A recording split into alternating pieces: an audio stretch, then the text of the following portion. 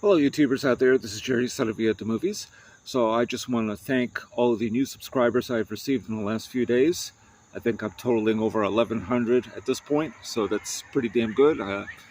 Did a little bit of promotion on my channel, so obviously that paid off, and thank you to all who have subscribed. And today we're just doing a very quickie little video. This is in relation to this past summer's box office flop, The Flash. Now, I've not reviewed it on this channel. I think it's a pretty good movie, actually. It was fun. I enjoyed watching it. But there were things in it that made me, not exactly cringe, but they were a little bit off-putting, and I didn't think they served a genuine purpose. So, for example, in this movie, The Flash, they have alternate timelines. It's sort of like a multiverse. And the last Spider-Man film kind of dealt with that, not to mention the animated Spider-Man films. They deal with multiverses. And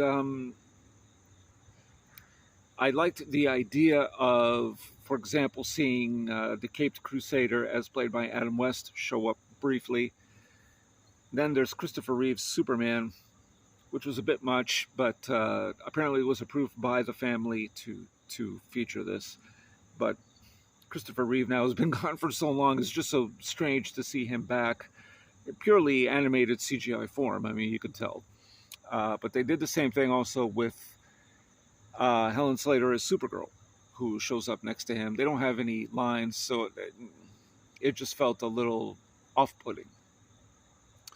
But the one that was just very strange, it's a story that Kevin Smith once told.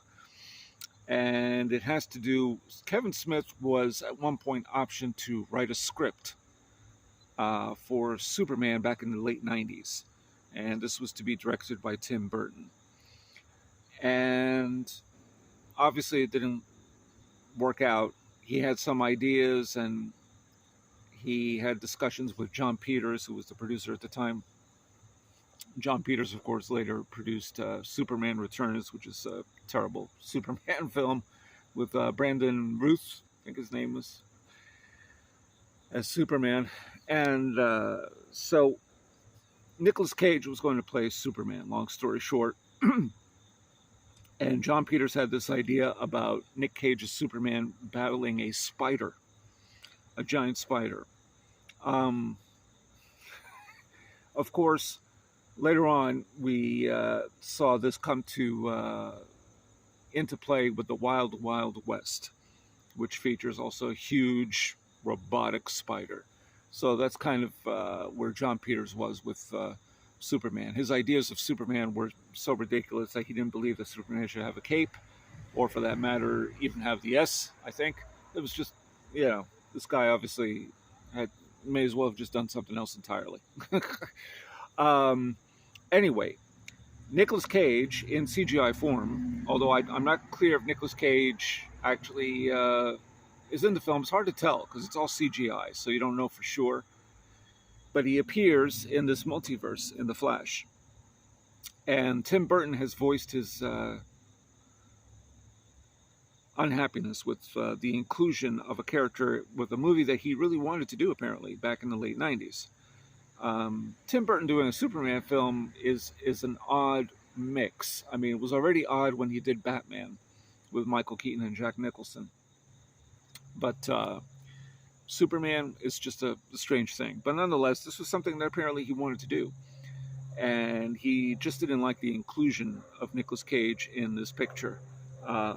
Whether Nicolas Cage participated in acting out the role or not, I'm not clear. He probably did, but he doesn't have any lines either.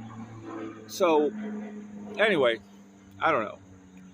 Sometimes I'm beginning to wonder for the future if we're going to start to see more of this, of including people who have been long deceased into movies, who obviously are not. I mean, they're gone. They're like apparitions. It's a very strange thing. So when I was looking at Christopher Reeve in the movie, it didn't stop the movie cold, but I just thought, you would have been better off not having this at all. You could have had Brandon Routh, for that matter, or Henry Cavill, or anybody. You didn't have to resurrect, Christopher Reeve. So And this kind of practice went into play back in 2004 with a movie called Sky Captain in the World of Tomorrow.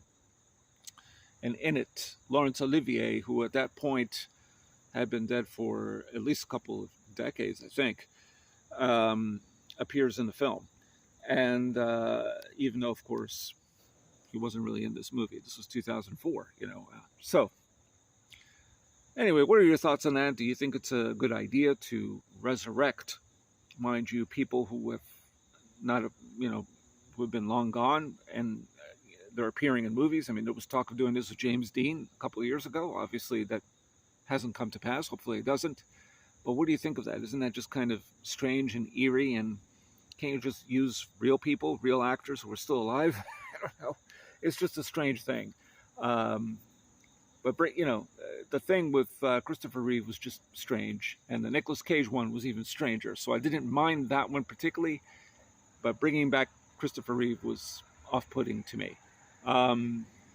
Even though they had the blessing of the family to do this. They had the rights to, I don't know if they had the rights to the character or they had to ask permission from the family to do this. But anyway, but putting Nicolas Cage in a movie that never was, and showing that the director clearly wanted to do that movie and never really got to do it, is also very strange. And you wonder why they even did that. They did it as a joke, presumably, or as a callback to something that was really basically a Kevin Smith story, as he's told in An Evening with Kevin Smith, which was a special that he did that's available on DVD. It's actually very funny.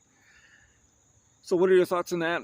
And do you believe they should do that? Or leaving out Nicolas Cage for this for a second, but Christopher Reeve, do you think they should do that? Resurrect people who have been long gone into roles that they obviously cannot participate in anymore?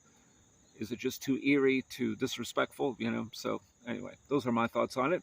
Thanks again to all the subscribers out there. I really appreciate it. And I just wanted to give an update, and I think I will be doing a couple more videos either later today or tomorrow. So, anyway, if you're new to this channel, it's the first time you're looking at this video or any videos of mine, please subscribe to my channel if you haven't already.